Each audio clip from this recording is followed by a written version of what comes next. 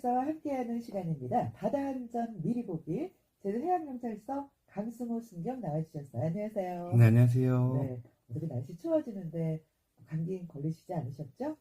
근데 요즘 확실히 좀 날씨가 좀 추워지다 보니까 몸 관리에 좀 많은 신경을 좀 쓰고 있는데, 네네. 이제 라디오 방송도 이제 시작을 하고 이러니까 목 관리가 좀 중요하다고 생각이 많이 들어서 요즘 좀 따뜻하게 잘 입고 다니려고 노력하고 있습니다. 네네, 그래요. 이 방송에 목소리 나오면은요, 이 목소리가 신경 쓰일 수밖에 없는데 따뜻한 물도 많이 드시고, 그렇죠? 지금 뭐 기본적으로 우리 강승호 순경은 목소리가 너무 좋으세요.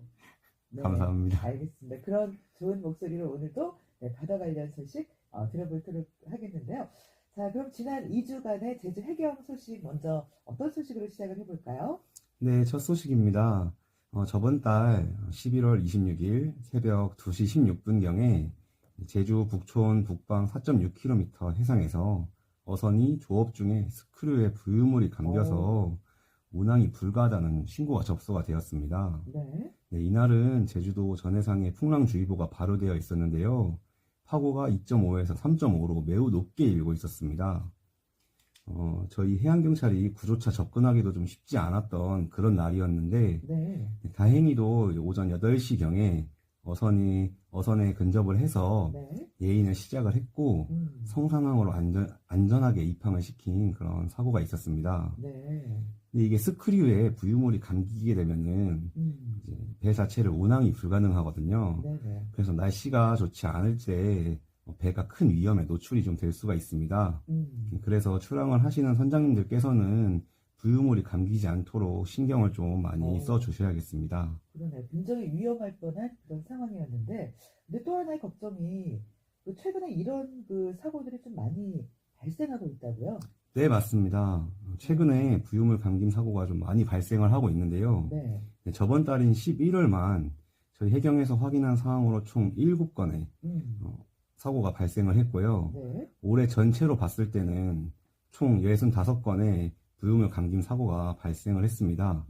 이 65건이라는 거는 올해 선박 사고의 약 31%의 사고율입니다. 그러니까 부유물 감긴 사고가 이렇게 전체 선박 사고의 30%를 넘는다면 이거 굉장히 많은 숫자 아닌가요? 네, 맞습니다. 이제 부유물 감김이라는 것은 이제 해상에 돌아다니는 그물이나 부위들 이런 것들이 이제 선박의 스크류에 감겨서 이제 발생을 하게 됩니다. 네네. 근데 이런 사고가 발생하면 제일 문제는 2차 사고의 위험이 매우 높습니다. 네네. 이제 엔진을 사용하지 못하기 때문에 이제 해안가 쪽으로 표류를 하게 되면서 좌초 사고가 발생을 할 수가 있고요. 네.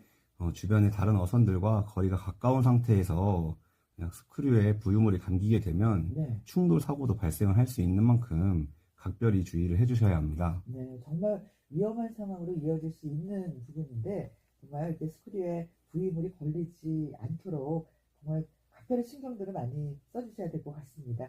자, 그럼 다음은 어떤 소식 준비됐는지 들어볼까요? 다음 소식은 갯바위 고립 사고입니다. 11월 중순에 총 2건이 있었는데요. 네. 11월 16일 10시에는 제주 한경면 수월봉 인근 양식장 앞 갯바위에서, 그리고 11월 17일 12시 37분쯤에는 하추자도 정수장 앞 갯바위에서 고립이 되었다는 신고가 접수가 되었었습니다. 네네. 다행히도 두 사건 모두 이 구조자가 건강상 이상 없이 구조가 되어서 집으로 돌아가셨는데, 네네. 전부 낚시를 하러 가셨다가 이제 고립이 되었다는 신고 접수였습니다. 네. 그러니까 이렇게 그 사고가 난 후에 그 긴급 요청을 하신 분들이 모두 그 낚시를 하러 가셨던 낚시객이라는 말씀이신 거죠? 네, 맞습니다. 올해 고립자 신고가 저희 제주해양경찰서 관할 구역에서 총 9건의 사고가 발생을 했는데, 네. 그중 5건이 갯바위에서 낚시를 하시던 낚시객이었습니다.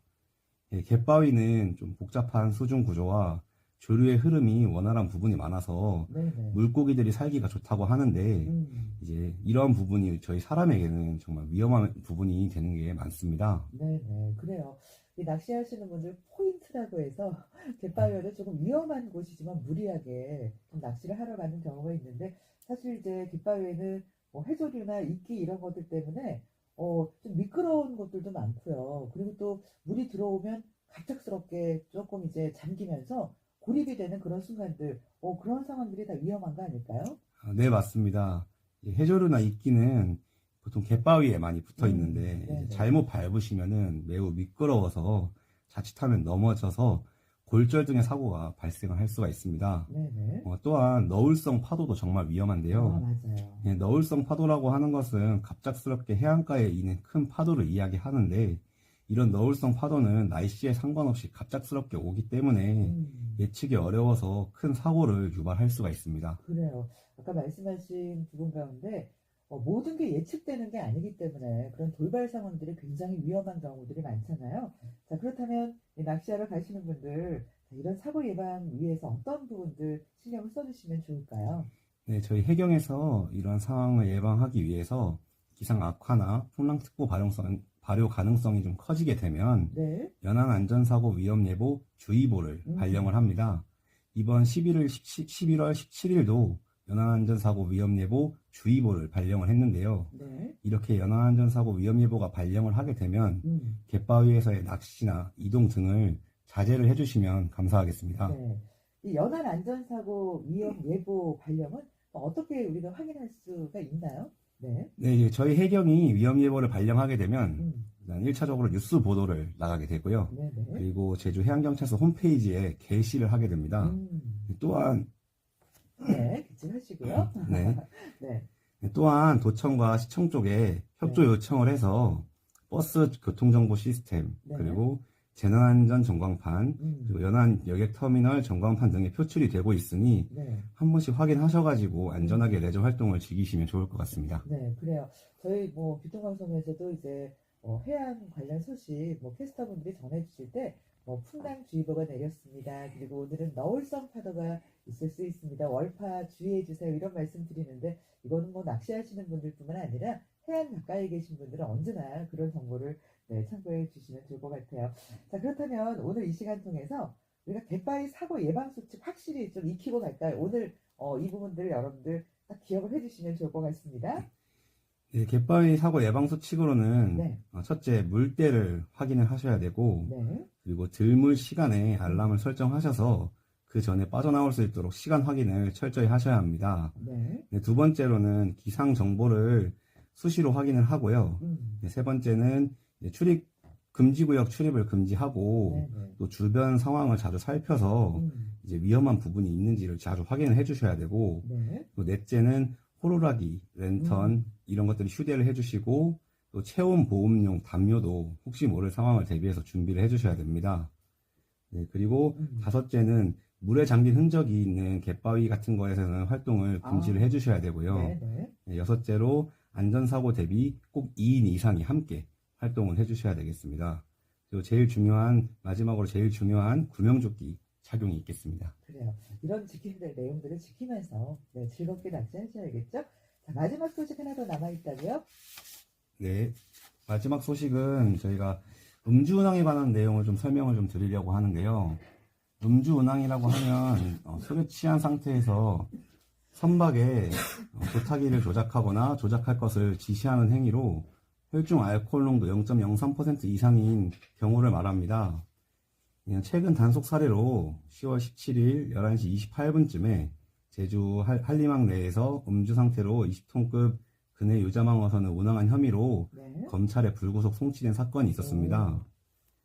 이 선장이 이제 신고를 받고 출동했을 당시에 네. 이제 술타기 수법이라고 하는 음주 운항 이후에 술을 마시는 방법을 썼는데요. 네, 네. 선박 운항 후에 맥주를 5캔을 연이어 마셔서 혈중 알코올 수치가 높게 나왔다고 주장을 하면서 맥주 구매 영수증을 따로 제출했습니다. 저희 술타기 수법이라는 걸 처음 들어보는데요.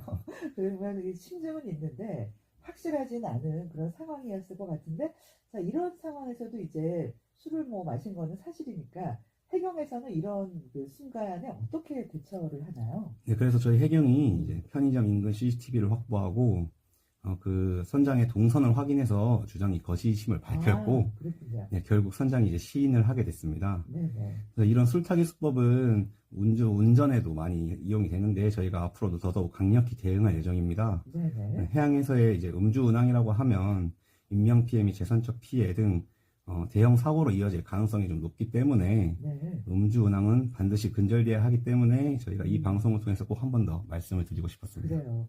배를 이제 운항하시면서 그 배를 직접 이제 우리가 차는 이제 운전이라고 하는데 바다에서 운항이라고 하는데 네, 운항을 맞습니다. 하실 때나 또 뭐 운전하시는 분들도 음주운전 안 되겠고요. 그리고 동승을 한 그 승선원들도 사실 음주를 하면 좀 위험한 거 아닌가요? 네, 맞습니다. 네, 그런 부분들 신경 써주시고 오늘 깃바위 안전 수칙부터 또 여러 가지 바다와 관련된 소식들 전해주신 오늘 강승호 신정께 감사의 말씀드리고요. 다음 시간 다시 만나겠습니다. 고맙습니다. 네, 감사합니다. 네, 바다 안전 미리 보기 제주 해양경찰서 강승호 신정과 함께한 시간이었습니다.